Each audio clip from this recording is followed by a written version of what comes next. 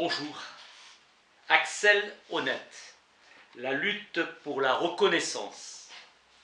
Hegel a toujours cherché une issue dans une médiation entre la doctrine moderne de la liberté et la conception antique de la politique,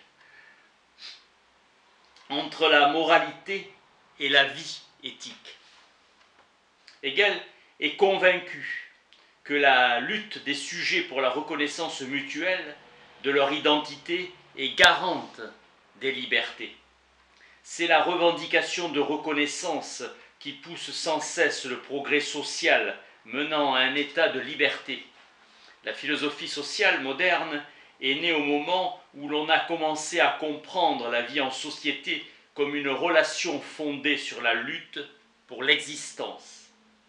Attitude d'anticipation dès l'instant où l'homme rencontre son semblable, qui l'amène à vouloir accroître sa puissance par défiance envers celui-ci. Ils se trouvent tous deux dans l'obligation d'augmenter préventivement leur potentiel de puissance respectif afin de repousser une attaque. Il ressort que la soumission contractuelle de tous les sujets à un pouvoir souverain est la seule possibilité rationnelle de pondérer les intérêts de chacun. Une collection de dispositions individuelles centrées sur le moi ou non éthique, Hegel, que le sujet doit apprendre à étouffer en lui avant de pouvoir s'élever à des attitudes éthiques, c'est-à-dire ouvertes à la communauté. Hegel dit avec Aristote que le peuple est antérieur à l'individu. Puisque l'individu séparé n'est rien d'indépendant, il doit être comme toutes les parties dans un rapport d'unité avec le tout. Toute théorie philosophique de la société doit procéder non pas des actes de sujets isolés, mais du cadre éthique à l'intérieur duquel les sujets se trouvent d'emblée réunis. Dans la nature de l'homme comporte en elle-même une dimension communautaire qui se développe pleinement dans la polis, cité en grec. Hegel inaugure une nouvelle compréhension du concept de lutte sociale. Le conflit pratique entre sujets peut désormais être compris comme un facteur éthique dans le mouvement d'ensemble de la vie sociale. Les parties s'opposent en démontrant l'intégrité de sa propre personne. L'individu dans la présentation de la vie éthique absolue fonde la communauté future par une intuition réciproque. L'individu s'intuitionne dans chacun comme soi-même.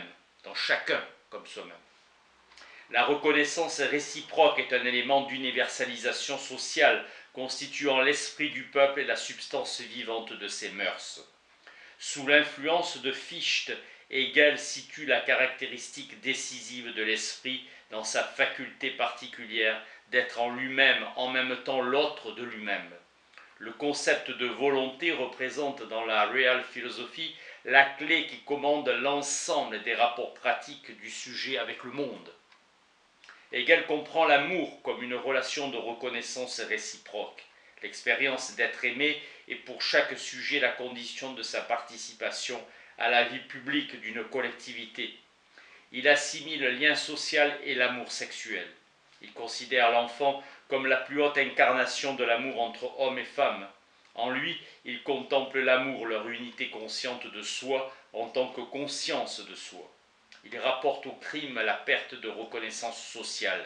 La source intérieure du crime est la contrainte du droit. Le criminel veut être quelque chose, comme Érostrate, non pas précisément célèbre, mais il veut accomplir sa volonté en dépit de la volonté universelle. Hegel réintroduit sur le plan de l'esprit effectif comme la force motrice du processus de formation de la volonté générale. L'idée de la vie éthique se fonde sur le rapport réciproque qu'entretiennent traditionnellement les membres de la société. Avec George Herbert Mead, les sujets humains doivent leur identité à l'expérience d'une reconnaissance intersubjective. Mead commence à étendre au plan social le modèle darwinien de l'organisme interagissant avec son milieu. Le jeu ne peut jamais exister comme un objet dans la conscience. Mead renverse la relation entre le jeu et le monde social en affirmant la primauté de la perception de l'autre sur le développement de la conscience de soi. Les droits sont en quelque sorte les exigences individuelles dont je puis être sûr qu'elles seront satisfaites par l'autrui, généralisées. Il introduit dans la relation pratique à soi une tension entre la volonté générale intériorisée et les exigences de l'individuation, tension qui doit déboucher sur un conflit moral entre le sujet et son environnement social. Pour concrétiser en acte les exigences internes du sujet, il est en principe nécessaire d'agir en accord avec tous les autres membres de la société, car c'est leur volonté commune qui contrôle les actes du sujet. Le sujet n'est en mesure de s'affirmer, défendre les exigences de son jeu face à son environnement social que s'il se détache de la perspective de la volonté générale. Les sujets, en défendant leurs exigences spontanées, recherchent une collectivité hypothétique qui leur accorde de plus grandes libertés que leur système de reconnaissance établi. C'est de cette manière que la société se perfectionne par des interactions d'hommes réfléchissant par lui-même. Mead comprend le développement moral de société comme un processus d'élargissement progressif des contenus de la reconnaissance juridique. Le potentiel de l'individualité parvient à se libérer par le biais d'un accroissement des espaces de liberté juridiquement garantis. Les pulsions du jeu dont la satisfaction n'est pas liée à l'accroissement de l'autonomie personnelle, mais aux possibilités d'autoréalisation individuelle. Un sujet, sachant être reconnu comme membre d'une communauté, ne lui suffit pas, car ce qu'il désire, c'est être reconnu par ses différences avec autrui. Cette soif d'autoréalisation dépend d'une forme particulière de reconnaissance. Puisque notre soi est social, c'est un soi qui se réalise par sa relation avec autrui. Il faut que les autres reconnaissent qu'il a les valeurs mêmes que nous souhaitons lui voir posséder. Par autoréalisation, Mead entend le processus qui permet à un sujet de développer des capacités et une valeur unique pour son environnement social. Le moi de l'autoréalisation individuelle exige de pouvoir se comprendre comme une personnalité unique et irremplaçable, confirmation éthique. La solution est de lier l'autoréalisation individuelle à l'expérience d'un travail socialement utile. Lorsque la mère recouvre progressivement sa liberté d'action, ne peut plus se tenir constamment à la disposition de l'enfant, celui-ci éprouve une désillusion qui constitue une épreuve difficile à surmonter. Winnicott a étudié ce phénomène comme un mécanisme de destruction. En découvrant progressivement une réalité qui résiste à son bon vouloir, le nourrisson ne tarde pas à développer une tendance agressive, d'abord dirigée contre une mère qu'il perçoit désormais comme un être indépendant. Winnicott cherche à rendre compte du penchant qu'ont les enfants à établir une relation affective très forte avec certains objets de leur environnement matériel. Il conclut que les objets transitionnels représentent des intermédiaires ontologiques entre la fusion primaire et l'expérience de la séparation. La mère appartient à un monde extérieur douloureusement accepté. La capacité à être seule constitue la matière à partir de laquelle se forme l'amitié, instamment un rapport détendu à soi-même. L'amour représente une symbiose réfractée par l'individuation respective des partenaires. La reconnaissance est un élément constitutif de l'amour. Hegel a eu raison de voir dans l'amour le noyau structurel de toute vie éthique. Ce lien donne à l'individu la confiance en soi avec lequel il peut participer de façon autonome à la vie publique. Une protection sociale de la dignité humaine du sujet. La reconnaissance juridique est désormais dissociée de l'estime sociale, de sorte que l'on voit apparaître deux formes différentes de respect, l'idée du respect d'autrui. Chaque sujet humain doit pareillement être considéré comme une fin en soi, tandis que le respect social souligne la valeur de l'individu, pour autant qu'elle se laisse mesurer. Nous pouvons reconnaître un individu en tant que personne sans pour autant apprécier ses services ni son caractère. Rudolf von Jhering. Les sujets humains ont besoin d'un attachement d'ordre affectif, une reconnaissance juridique et jouir d'une estime sociale qui leur permet de se rapporter positivement à leurs qualités et à leurs capacités concrètes. La relation de reconnaissance sociale se base sur le rapport d'estime sociale. L'estime sociale est déterminée par les faits éthiques d'une grandeur historiquement variable.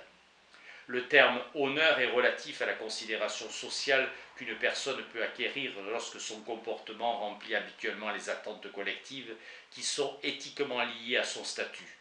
Sur le plan du contenu, dit Max Weber, l'honneur d'État se trouve normalement son expression dans l'exigence de se conformer à son mode de vie spécifique. L'estime sociale s'organise sur le modèle d'une société structurée, relations d'estime hiérarchisées. L'honneur est remplacé par la considération ou le prestige, qui traduisent le degré d'estime sociale que l'individu s'attire par ses prestations et ses capacités individuelles. La valeur sociale apporte à l'individu la reconnaissance et cela est enraciné dans les qualités collectives. L'estime sociale s'accompagne d'un sentiment de confiance quant aux prestations qu'on assure. Ce sentiment de sa propre valeur s'appelle l'estime de soi. S'estimer, c'est s'envisager réciproquement à la lumière des valeurs. L'individu se perçoit comme un élément précieux de la société. La concurrence individuelle pour l'estime sociale se déroule sans souffrance et sans soumettre les sujets à l'expérience du mépris. L'expérience du mépris signale le refus ou la privation de reconnaissance. Cela entraîne une honte sociale et une perte de confiance en soi. Ce qui est nié, c'est la capacité même du sujet à disposer librement de son propre corps. À travers la socialisation, le mépris, dans la limitation brutale de l'autonomie personnelle et dans le sentiment corrélatif qu'éprouve le sujet de ne pas avoir le statut d'un partenaire d'interaction à part entière. L'individu est blessé dans son attente intersubjective d'être reconnu comme un sujet capable de former un jugement moral. La privation de droit est typiquement liée à une perte de respect de soi. Une autre humiliation consiste à juger négativement la valeur sociale de certains individus. Le statut d'une personne traduit le degré d'estime sociale. Le sentiment moral de la honte, notion liée à la profonde répugnance que l'être humain a à dénuder son propre corps. Un tel sentiment lui fait découvrir sur lui-même que sa propre personne dépend constitutivement de la reconnaissance d'autrui. Marx indique une véritable alternative à ces tendances utilitaristes. Ce sont les styles de vie. Marx interprète la lutte des classes sur le modèle d'une rupture éthique. Il se rapproche du modèle hegelien d'une lutte pour la reconnaissance. Pour Sorel, l'idée selon laquelle l'action humaine se réduit à la recherche finalisée de l'intérêt propre du sujet agissant constitue un obstacle fondamental à la connaissance des mobiles moraux auxquels les hommes obéissent effectivement dans leur réalisation créative, conception morale des luttes sociales. Avec Sartre, les conflits sociaux doivent être compris comme l'effet d'une perturbation des rapports de connaissance entre des acteurs collectifs. L'antisémitisme est considéré comme une forme de mépris social qui plonge ses racines dans les expériences historiques de la petite bourgeoisie.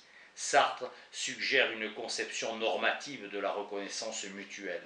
Son concept de la névrose objective déchiffre l'ensemble des structures de domination comme une pathologie des relations de reconnaissance.